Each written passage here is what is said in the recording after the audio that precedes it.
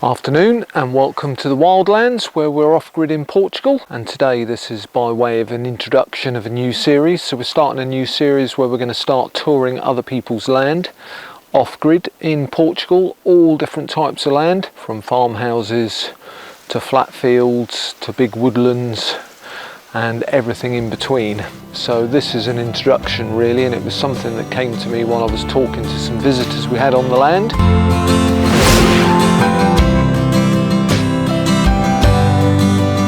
In July 2021, with the increase in travel restrictions caused by Brexit and the pandemic, we decided to buy off-grid land in Portugal to live a more sustainable lifestyle. Follow along with our journey as we turn our beautiful but derelict land into our very own slice of off-grid heaven. Wildlands.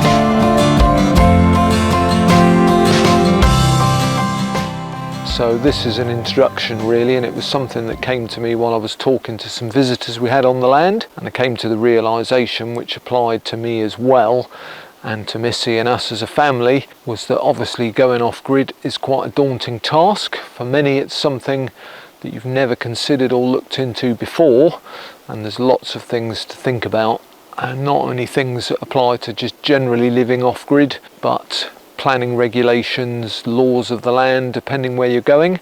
And although this applies to Portugal, it could equally apply to anyone going off-grid around the world. So this is a top 10, but it's not a top 10 in the sense of number one being the highest or most important thing. And I've looked at all the different things that you should consider, and my recommendation would be that when you're looking at land or starting your off-grid journey, that you do your own top 5 or top 10 things that apply specifically to your requirements, because everyone has personal requirements that are specific to them. For example, one couple may wish to buy a farm and another couple may not want a farm at all and might want to be as remote as possible and have no neighbours. And somebody else might want to be remote but wants to have a neighbour within walking distance.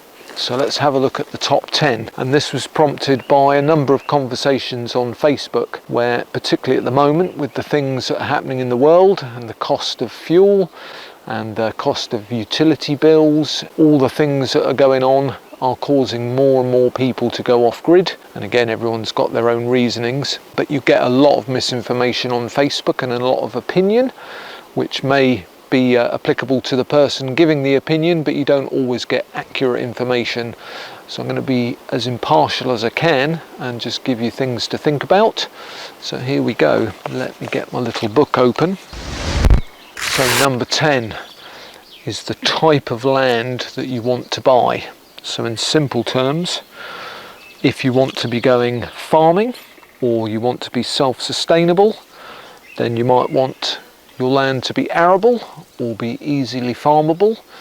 So you'd need to consider how flat it is, has it been previously farmed, what's the quality of the soil, is it north or south facing. Both can have advantages and disadvantages in growing terms. So for example, the wildland is north facing, which we were quite disappointed about, but actually in reality now that we've been here it's become a benefit, because it means that a lot of our terraces are in the shade at certain times of the day, which when it's 40 degrees in the summer is a benefit. Some people want a lot of woodland, other people don't want any woodland. Some people require interesting land with features, be they boulders, ruins, hills, streams, rivers, ponds, swimming lakes and so on. And again, everyone is different. So the first consideration is to decide your ideal type of land. What would it look like if you were to visualize it? Number 9, community or neighbours versus community. So again, it's an opinion. Some people want to be extremely remote and out of the way. Other people want to be in a community. So that's not necessarily to say that you want to be off-grid and live near a town, although some people do that too. But one of the important factors for us was we're very remote. We're 10 minutes down a track off a very small tarmac road that comes from a very tiny village, so we're actually quite remote in a very rural part of central Portugal near Castelo Branco, but equally we're surrounded by other families and people off-gridding. So that means that we've got a lot of community, so we've got a lot of friends, but we've got a support network. There's a lot of assistance and bartering. The social life is very strong. Some people though don't want that, and particularly if you're in parts of America, some people maybe buy hundreds of acres of land and their nearest neighbour is an hour's drive away. So for us, we wanted to be remote. We didn't want direct neighbours bordering our land, but we did want neighbours and a community in the area. So have a think, how close to the rest of the world do you want to be, and how many neighbours do you want, and the benefits of having those neighbours, which to us are immense because we've made some fabulous friends. It means when you've got work to do on the land, it's easy to get people to help you in return for perhaps helping them. Number 8, location, climate. That kind of does overspill with some of the ones I mentioned previously: woodland, arable land, waterfalls, what have you. But location in the sense of, if you're looking at Portugal, you've got 3 distinct areas. You've got southern Portugal around the Algarve, central Portugal around us, and northern Portugal. So the Algarve and southern Portugal is generally warmer all year round, very unlikely to get frosts in the winter, so it's quite pleasant and warm in the winter. Less rainfall over the course of the whole year perhaps, but a nice constant temperature. But the flip side to that is it's a lot harder to go off-grid in the Algarve, even though there are many people doing it. A lot harder to hide if that's something that's important to you. And the Algarve is one of the highest populated areas in Portugal, so there's more people around. Central Portugal is extremely hot in the summer, and for Portugal and parts of Europe it's extremely cold arguably in the winter, and it's an interesting and quite difficult climate for us, in some ways better and in other ways worse than the UK. So in the winter it's actually overall probably colder than most of the UK at night. So we had several weeks, maybe a month on and off, where it was -3 to -5 overnight, quite a crisp frost in the morning. But then by 10-11 o'clock it was maybe 20 degrees and sunny. So you've got quite a big flip side from quite cold to quite pleasant, whereas in the UK it would just be maybe cold all night and most of the next day for many weeks. So you've got extremes here from cold to hot. And then when you come into the summer here, you've got at least a couple of weeks of the year where it's going to be over 40, even perhaps 45, which makes life quite difficult. We find that the high 30s is hot but quite pleasantly tolerable. And once you get over 40, your brain seems to go to some kind of mush and it's very difficult to function. So that means if you're working your off-grid land, farming, or you're homesteading, then you have to adjust your working day so that you get up very early to work while it's cooler, and then do some very arduous tasks like go swimming in the lake after 10 or 11 o'clock, which, whilst that's very pleasant, does mean you have to put a lot of work in either early in the morning and or at night. And then when you head up north, it's perhaps not as hot as here and a lot wetter. So you've got to get a balance of what kind of area do you want to be in. And then also another factor is prices vary greatly from the south to the centre to the north. I think generally speaking, the further north you go, perhaps the lower the prices, but not a great difference between the centre, where we are, Castelo Branco area, going up north, fairly similar prices. Number 7, pricing of land, the reality versus the actuality versus agents. So this is in no way meant to be offensive to the Portuguese as a whole, because I absolutely love Portugal. The people are amazing and the country is absolutely stunning. But some of the agents are quite, shall we say, unscrupulous and will greatly overcharge you for potential land purchases and also give you inaccurate information. So the most common thing is an agent will say, no problem to live on this land in your motorhome or campervan, no problem to put a yurt or a temporary structure up, that's all fine. And actually that is not. But there are a myriad of different answers relating to that kind of subject. Firstly, generally speaking, across the whole of Portugal, much like the UK and America as an example, it would be technically illegal to live on your land in a campervan or on a yurt or a temporary structure. However, there are thousands of people probably doing this. So price-wise, also we find that some of the bigger agencies vastly overcharge, as well as telling you that you can do certain things on your land. For example, I saw an advert on Facebook today from a local agent who was posting an advert for one particular property. The property was about 5,000 square metres, had no well, no borehole, and backed onto a river, and had access to what they termed as a public well in the near village. And the land was priced at 30,000 euros.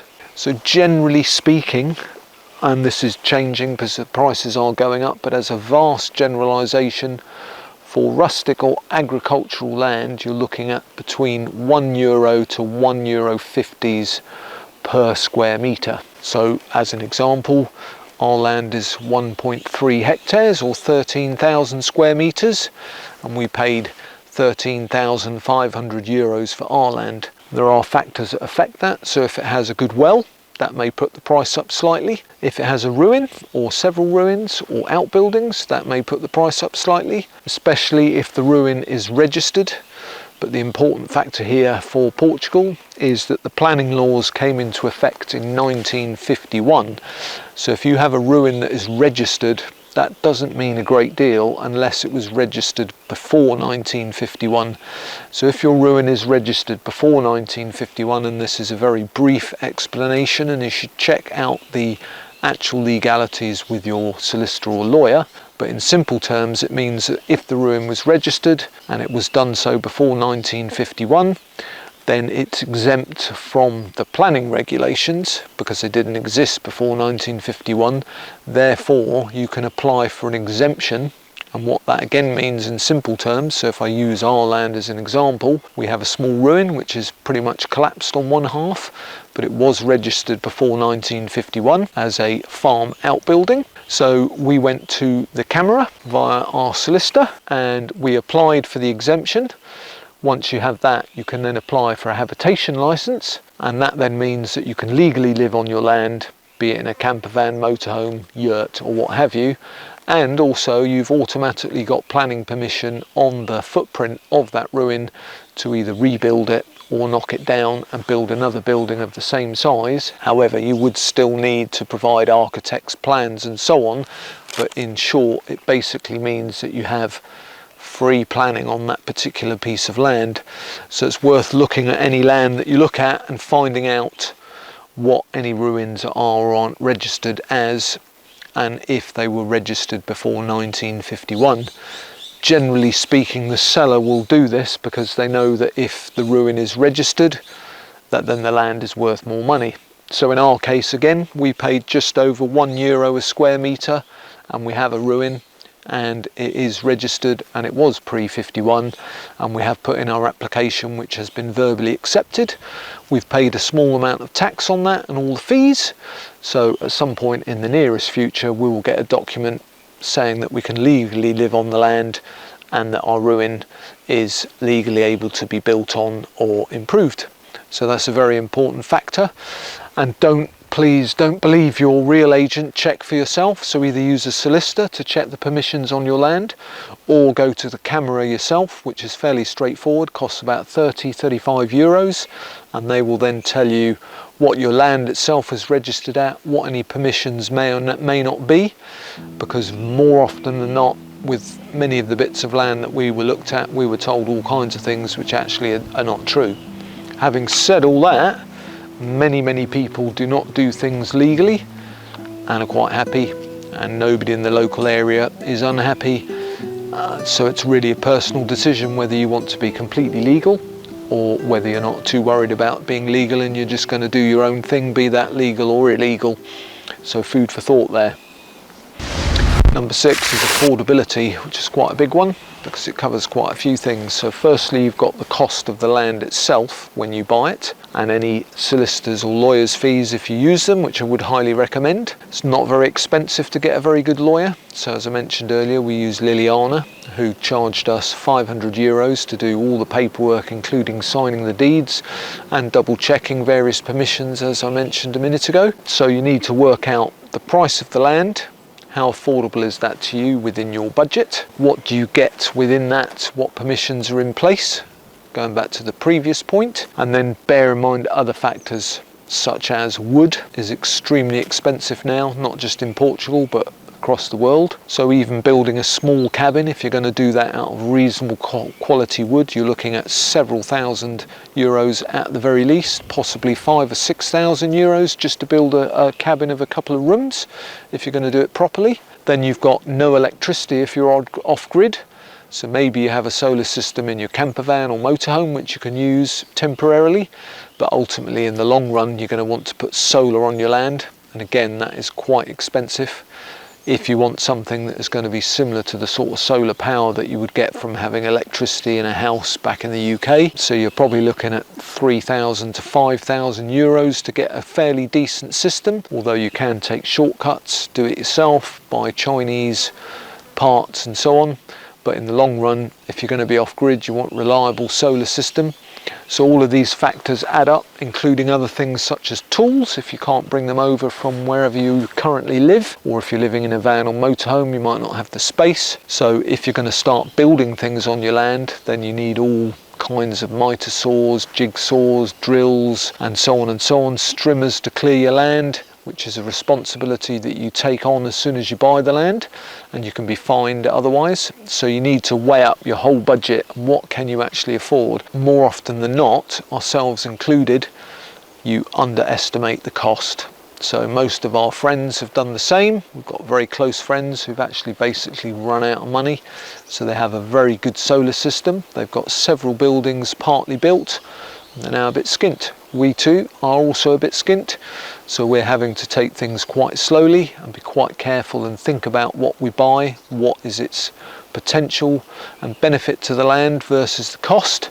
So have a good think about affordability and how going forward you might survive. Are you intending to live off the land and get an income from it somehow? And if that is the case, usually people go for things like, I'm going to grow my own vegetables and sell them. A lot of people are doing that, so it's quite hard to make a living from doing that, although it is possible. Or maybe you're going to have a stunning yurt with a lovely double bed and a beautiful view that you're going to Airbnb or rent out. Then you'd need to consider that a decent yurt would probably cost you 5,000 to 7,000 euros.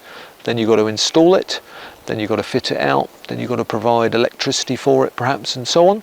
So have a good think about what you can and can't afford, because money does not last very long, even though once the infrastructure is in place it's a much cheaper form of living than say renting or having a mortgage on a traditional house where you have all the associated bills.